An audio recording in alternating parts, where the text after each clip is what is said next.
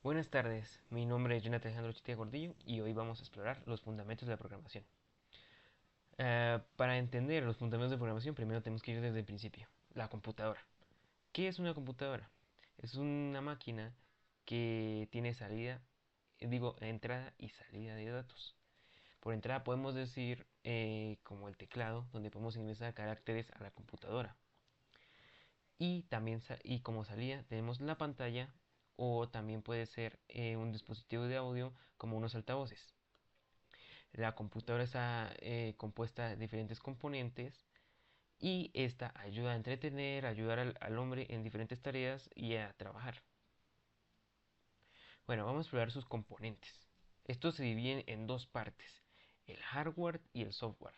El hardware es la parte tangible de la computadora. En esta rama, digamos, caben los siguientes dispositivos. En primer lugar tenemos la placa madre. Es una parte muy esencial. Es donde se conectan todos los componentes de la computadora. Otro es el procesador. También se llama CPU. Es también una parte muy esencial ya que se considera el cerebro de la computadora. Es donde se realizan todos los procesos y todos los cálculos que ella requiere. Los procesadores se diferencian por su frecuencia en hercios. Entre más alta sea su frecuencia, va a tener más velocidad y eficiencia al realizar sus cálculos y tareas. La memoria RAM es una memoria que almacena datos de forma temporal. Es muy rápida y eso ayuda a transportar archivos que el computador necesita al momento. Esta se mide en gigabytes, que puede ser 8, 16, 32, etcétera. La memoria ROM almacena información de manera permanente y de solo lectura, que el usuario no puede modificar. La placa de video también se conoce como tarjeta gráfica. Es una ayuda al procesador y requiere drivers para funcionar.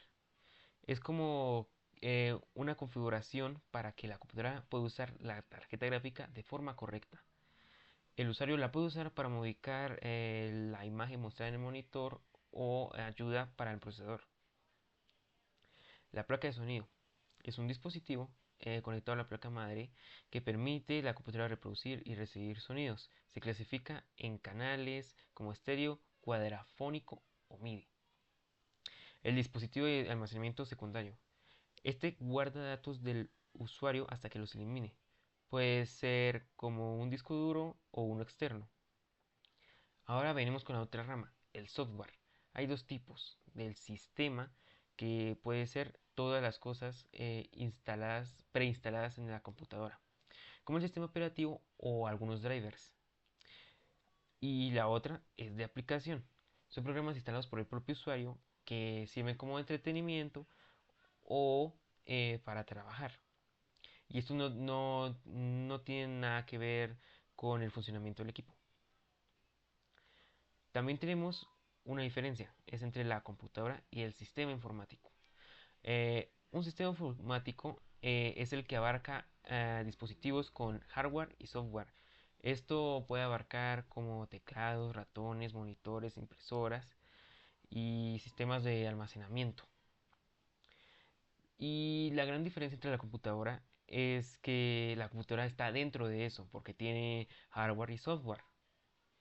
Ahora vamos a ver cómo una computadora interpreta estas instrucciones. Las instrucciones que recibe una computadora se componen de combinaciones de unos y ceros, a lo que llamamos código binario. Y esto se le conoce como lenguaje de máquina o de computadora. Y esto la computadora lo considera como instrucciones o datos. Vamos a ver la historia y evolución de las computadoras y los lenguajes de información. Esto va por generaciones.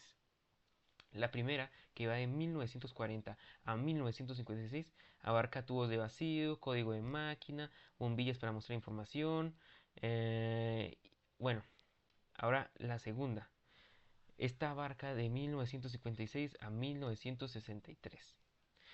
Esta tiene transistores, lenguaje de ensamblador, máquinas más pequeñas y menos consumo eléctrico.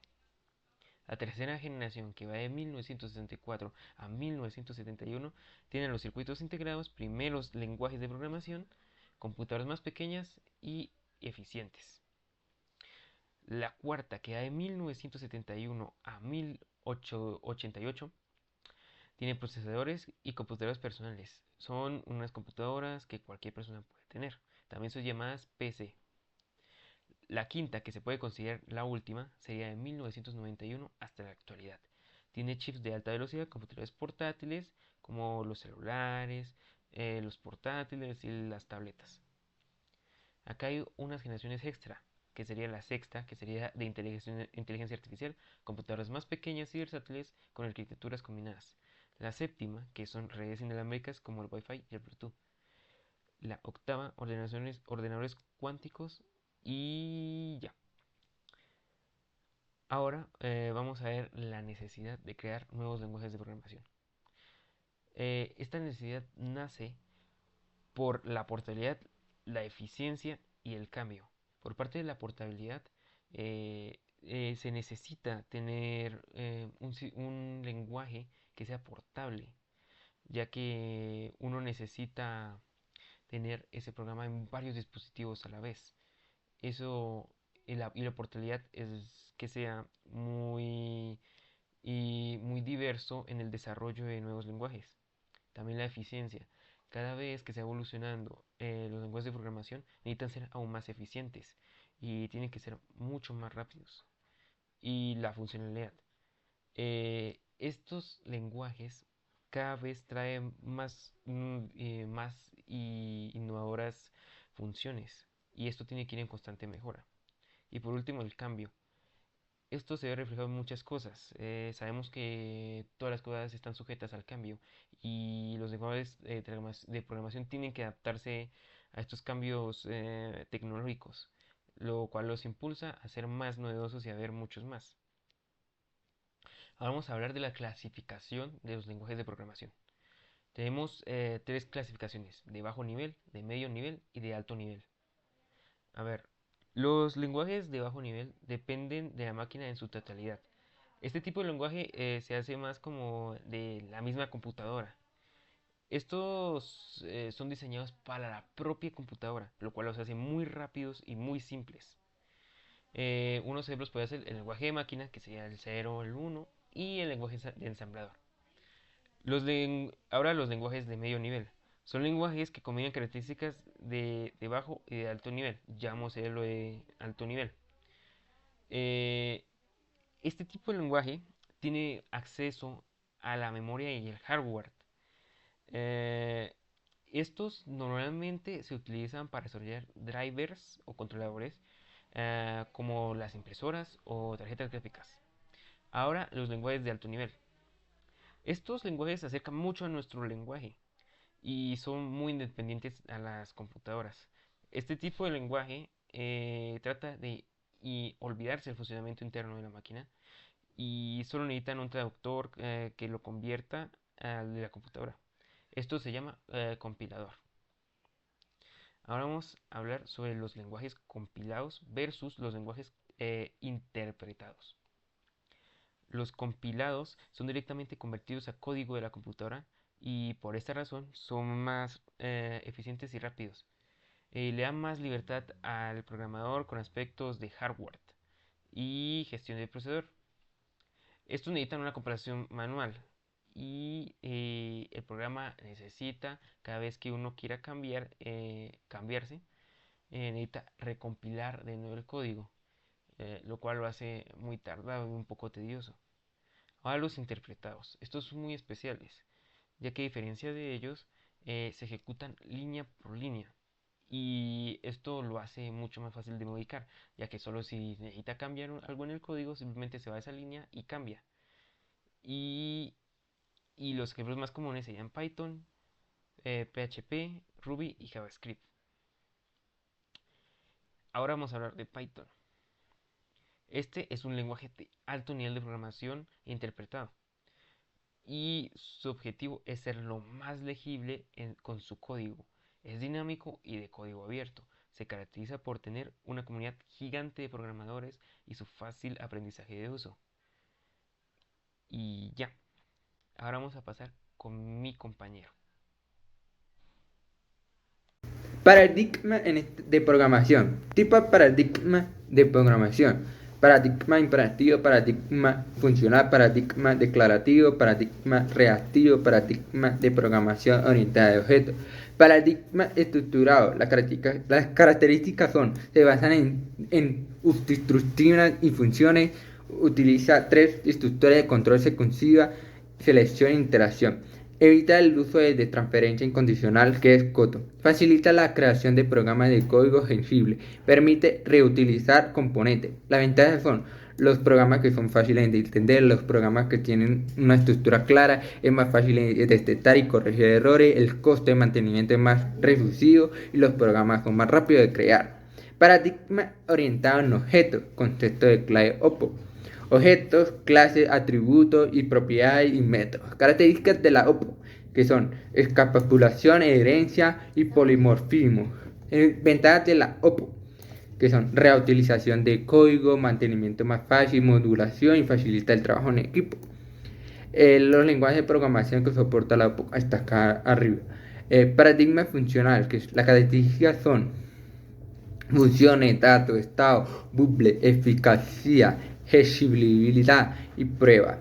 La programación funcional se basa en el cálculo Lambda, que fue creado en 1930 por Alonso Cruz. La programación funcional que se puede implementar en muchos lenguajes de programación como estas que están acá arriba.